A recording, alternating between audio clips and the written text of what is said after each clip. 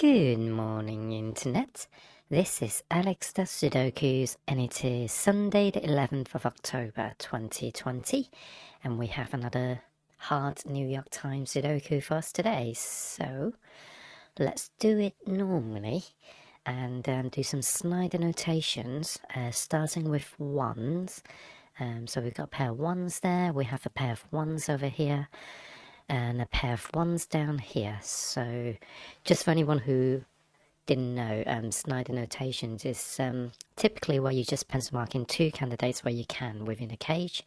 So for instance, these twos locks a pair of twos down, so that's all I'm going to pencil mark in. Anywhere where I have three or more candidates, I'm going to leave them alone. So, and what I do with the Snyder notation is just go around the board from 1 to 9. So I've only got 1 and 3, so I'm going to bear that in mind that 3 is weak. That generated a pair of pointed pairs and helping me lock down another pair of 3s down there. So that's all I can do with the 3s, but 4s are useful, and I have my first matching pair of 1s and 4s. So can I do anything else with this? Not that I can see, so 5s are locked down there. I've got a pointer pair of 5s there as well with this 5. So this is a 3-5 pair, creating a triple, meaning that there's another pair in there as well. So this triple is 2, 8 and 9. So 9s are here, which means this is a 9. And 8s can be anywhere and 2s can be anywhere. So 2, 8, 9. So the only thing left are 2, 8, 9, 6 and 7. Well, I've got 6 and 7 have to go up here, but I have a 7 here, so this must be the 6 and that must be the 7. So that creates another triple of 2s, 3s and 8s, but I can't see any 2, 3s or 8s down here. I can see a 2, but I can't see 3s and 8s. However, I do have another... Oh, actually, that means that can't be a 3 at all, but I already know that because I've got a pair of 3s over there. But I do have a quadruple in this cage, so that may be useful actually. So what am I left with? I've got 2s, 6, so 6s have to be in these two cells because of that 6. 7s are on this row, and 8. So I think 8 is another weak number because I'm struggling to find them as well. But anyway, I can't remember what number I was on actually. Was it 4s? No, it was 5s that I was looking at. So I'm going to go back to 5s and see if I can do any more general pencil markings. I don't think I can, but I can place a 6 here because of this 6, that 6, and that 6 there. So that further locks a 6 in here because I've got 6s taking up the 2 columns and 6s taking up the 2 rows. So the only 6s left are here because of these 2 6s and that 6 over there. So not bad at all. So let's see, 7s. I've got these 2 7s locking a pair of 7s here thanks to this 7 taking up the row. I know I've got a 7 here somewhere, but I don't know where. I do have another pair of 7s here because of these 2 7s taking the column and this one taking the row. And I think, if I'm not mistaken, that's all the 7s that I can do. So moving on to 8, which is another weak number, I'm going to see where the 3 and the 8 interacts, overlaps. So they overlap in this cell and this cell. And I'm going to see if there's a naked single. So I'm missing a 5 and a 2 here, minimal. What about here? I'm also missing a 5 and 2, so can't resolve the... No, yeah, can't resolve the anything from the 3 and the 8. Although, does that mean there's a 2-5 pair going on? I don't know if that's worth exploring. No, I'm going to move on for now. Let's see, so this 9 and that 9 forms a pair of 9s over here, which means I have a 9 confirmed over here, because that pointer pair of 9s rules out the rows, and this 9 rules out the columns, so that just landed me another 9. So anything else with the 9s? I've got more 9s over here because of these 2 9s, and that 9 doesn't interact with these 2 cells at all. So I probably have the 9s. Yeah, I've got the final set of 9s in 3s locked in these 3 cells, so that's not useful for us. Okay, so we have a starting point now. We've done a round. We can do another round because we've changed the grid slightly by placing the 6, 7 and 9s on the grid. But before I do that, I want to have a look at some of these cells to see if I have any naked digits. So on this column, I'm missing 2, 5, 4, and something else. And I can already see in this cell, I can see 2, 4, and 5. So it must be the 8.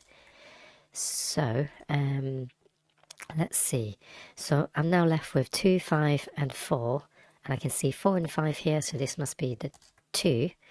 And these are now 4s and 5s. So I can pencil mark them in.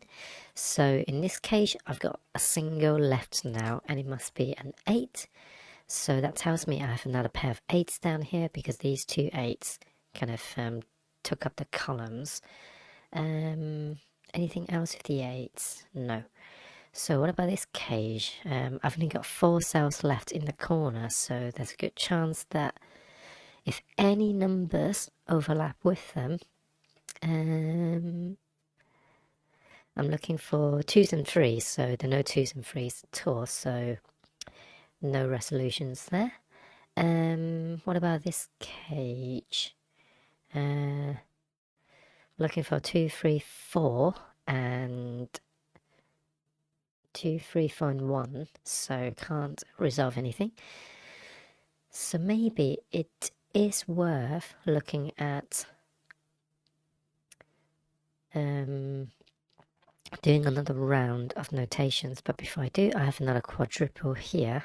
I used to only focus on the triples, but now that I've practiced, oh, actually, before I do that, oh, hang on, yeah, I've already looked at this triple, haven't I? It's, hold on, what is it, 2, 3, and 2, 3, and 8. And 8 hasn't revealed itself anywhere at all, so, okay.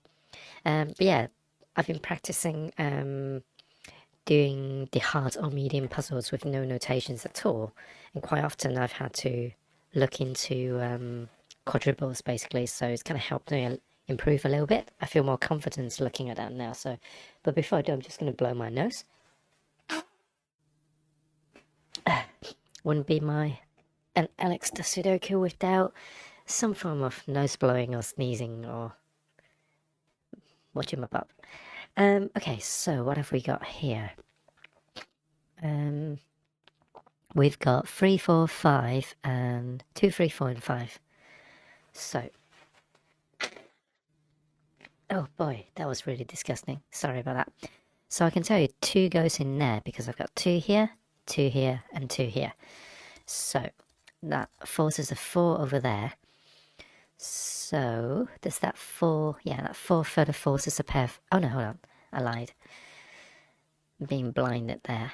So, so that resolves the 2. Oh, actually, yeah, the 2 is now locked in this cell because that 2, and this is a 3, 5 pair, so it can't allow any more numbers in. So that 2 just unlocked a 6 as well, and that 6 unlocks a 6 down here, and I think that's what a 6 has done, so that's good. So now I am left with 3, 4, and 5, and doesn't look like I can solve that just yet. So let's look at other weak areas. What about this one? This is also a quadruple. Oh, actually, I've got a pair there, so I should focus on that. And they must be 8 and... no, not 3. 8 and... oh, 8 and 7. But I've already got 7, so 7 and 8 are resolved. So now... 7s are locked in these 2 cells because of that 7 and that 7. And... nothing else interesting going on with the 7. So what about the 8? 8s are locked in these cells.